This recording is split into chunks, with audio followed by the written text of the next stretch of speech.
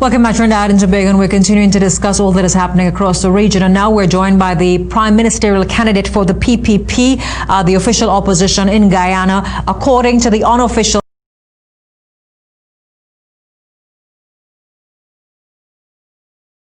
reports and what we're seeing according to the Observer team. They won the last election, but this matter is now before the CCJ. And joining us, Brigadier Mark Phillips. Brigadier, good morning. Thank you for joining us.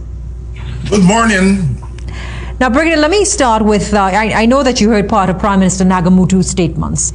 He was very critical of CARICOM. He was very critical, saying that there were flaws that were, in terms of the Observer teams, that they observed only 18% of the election. He also made statements that they too identified flaws in the electoral process. Is this true from the PPP's perspective? Well, that is not true, because every individual, every organization, local or international, that speaks out against the APNU AFC is deemed an enemy, and you will expect critical comments from the leadership of the APNU, including the Prime Minister. As you know, Guyana pursues its national interests through a number of regional and international organizations: CARICOM, the OAS, the Commonwealth of Nations, the United Nations, and many of those organizations were granted observer status at our elections.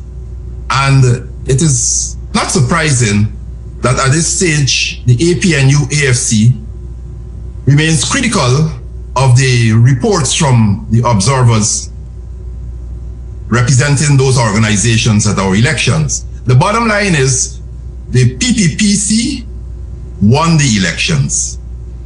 The APNU AFC won elections in 2015, and 5 years after, they were voted out of office by the people of Guyana. Now, you know, Prime Minister Nagamutu insinuated that there are those with interest in this. He identified Prime Minister Gonzalez. He spoke about the business community. He spoke about the diplomatic community. Is it that all of these entities are aligned to the PPP? No one is aligned to the PPP.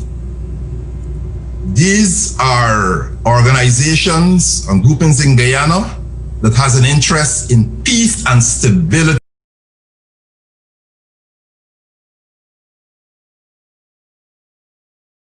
in Guyana. They have an interest in seeing a conclusion, a peaceful conclusion of this whole political impasse in Guyana. In a matter of 2 days, it will be 120 days or 4 months since we had our elections on this March 2nd. And we are still awaiting a declaration from GCOM. However, we have the results. The results are public. The results are known internationally. We had a recount after the elections. You know about the recount. I don't need to go over that again. The recount took 33 days. The recount was supervised or observed by representatives from CARICOM and the OAS who were there. The recount showed clearly that we had 460,352 valid votes. We had 233,000 valid votes for the PPPC and 217,000 valid votes for the coalition, with the remainder of 9,000 votes for the smaller parties. How do you explain what Prime Minister Nagamutu said when he said that there are dead people who were on the list, and he can't verify that the 100,000 plus votes are credible votes? You know, I don't want to laugh at Mr. Nagamutu. I have a lot of respect for him, but on this issue, you know, if there are any irregularities, any anomalies that are observed, and it was observed during the recount process, they're captured in what we call an observer report.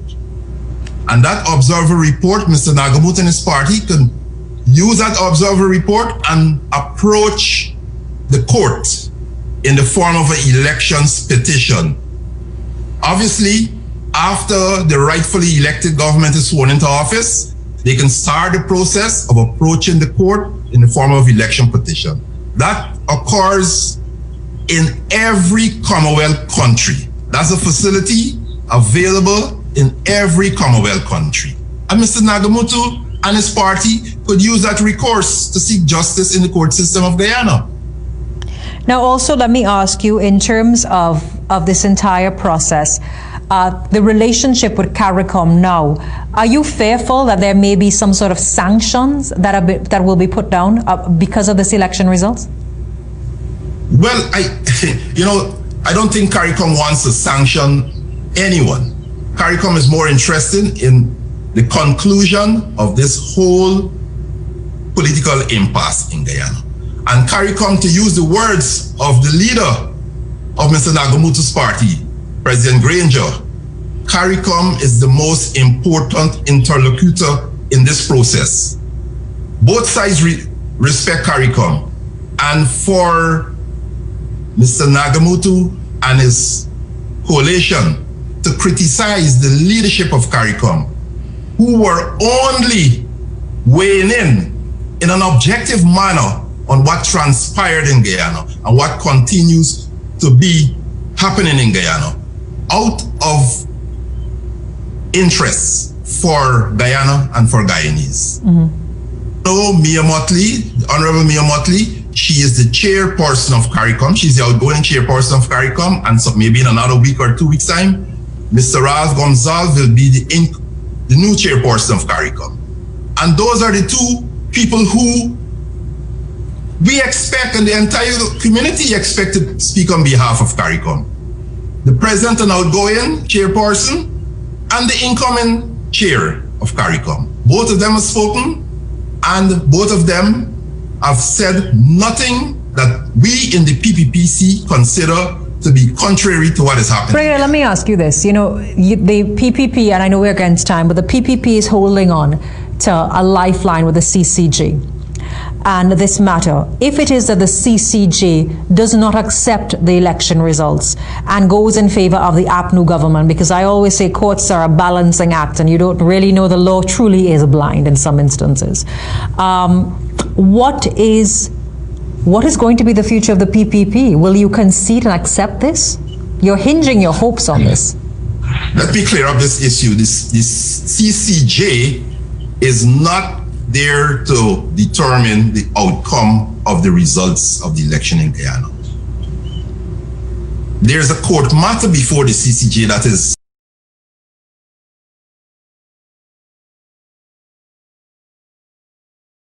linked to the whole elections and elections results in Guyana.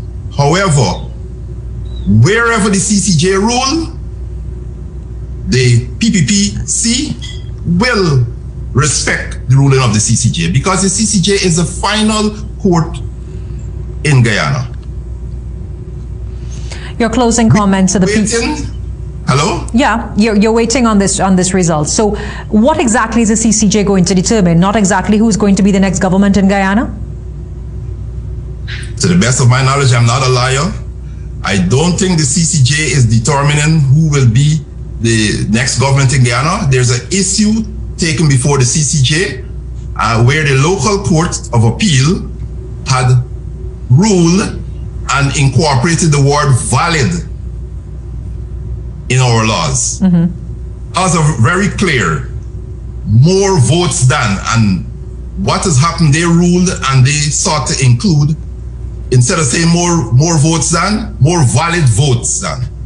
So that is the essence of the matter taken to the CCJ, that if you already say more votes than, it is understood that all the votes you're talking about are valid votes, and there's no need to put that word in there. So I'm aware there are other issues that will be discussed. However, some legal person will have to deal with that. When is there going to be an election winner? And that's my final question to you. When will the nation, when will the people, after voting on March 2nd, know that this is going to be my government?